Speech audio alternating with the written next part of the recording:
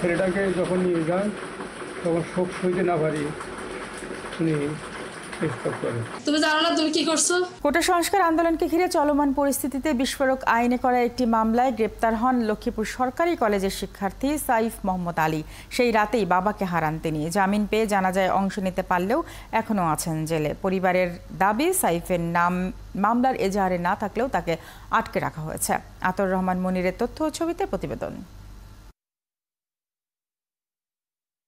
লক্ষ্মীপুর সরকারি কলেজের স্নাতক প্রথম বর্ষের ছাত্র সাইফ মোহাম্মদ আলী চলমান কোটা আন্দোলনে অংশ নিয়েছিলেন তিনি। মঙ্গলবার ভোরে তাকে গ্রেপ্তার করতে পৌরসভার 10 নম্বর ওয়ার্ডের কালুহাজি সড়কের বাড়িতে অভিযান চালায় পুলিশ। গ্রেপ্তার করা হয় তাকে। স্বজনরা জানান, এ সময় ছেলের অবস্থা দেখে অসুস্থ হয়ে পড়েন বাবা শামসুল আলম। বুকে ব্যথা উঠলে তাকে নিয়ে যাওয়া হয় হাসপাতালে। সেখানেই তার মৃত্যু হয়।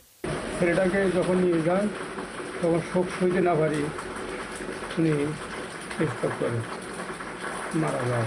আমার ছেলেকে নিয়ে যাওয়ার জন্য ওনার হাত থেকে নিয়ে গেছে, এরপরে উনি স্টপ করছে, শুনছি এরপরে মারা গেছে। সাইফের মা তাহমিনা আক্তারের অভিযোগ, কোনো রাজনীতির সঙ্গে জড়িত নন তার ছেলে। তার বিরুদ্ধে থানায় কোনো মামলাও নেই, তবু জোর করে তাকে ধরে নিয়ে যাওয়া হয়েছে। আমরা তো পুলিশের পিছনে পিছনে ওনারা কিচ্ছু বলে না, কোথায় নিচ্ছে কি বেকারা, ওনারা শুধু ওরা নিয়ে যাওয়ার জন্য ও শুধু বলছে যে আপনারা আমাকে কোথায় নেবেন, এই কেন নেবেন, বলে কেন নেবো মানে তুমি জানো না তুমি কি করছো, এই কথা বলে ওরা নিয়ে গেছে। পরে নিয়ে যাওয়ার পরে আমরা পিছন পিছন আমার আম্মা আমার বোনেরা আমরা সবাই ওখান থেকে গেছি। সাইফের আইনজীবীও জানান, মামলা বা ওয়ারেন্ট ছাড়াই তাকে বাসা থেকে গ্রেপ্তার করা হয়েছে। বর্তমানে তার জামিনের চেষ্টা চলছে। পুলিশ চালান করেছে বিস্ফোরক দ্রব্য আইনের একটা মামলা, নাশকতার মামলা। এই মামলাটা 28/7 একটা ঘটনা। ওই মামলাতে কিন্তু এজাহারভুক্ত আসামি ছেলেটা ছিল না, ওইখানে 13 জনের নাম উল্লেখ করে মামলা করেছে, ওইখানে ওই ছেলেটার নাম নাই। তবে পুলিশ বলছে, নাশকতা ও বিস্ফোরক মামলায় সাইফকে গ্রেপ্তার করা হয়েছে। কোটা আন্দোলনে তার সক্রিয় থাকার প্রমাণ রয়েছে তাদের কাছে।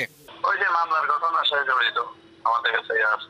না ওর বাবা মৃত্যু হয়েছে, এটা তো হলো স্বাভাবিক মৃত্যু এবং উনি অসুস্থ ছিলেন যতটুকু জানি।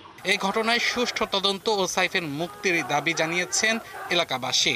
ছাত্র হত্যা, গণগ্রেপ্তার, মামলা গুমের প্রতিবাদে নানা কর্মসূচি পালন করছেন স্থানীয়রা। আব্দুল্লাহ মামুন, ৭১।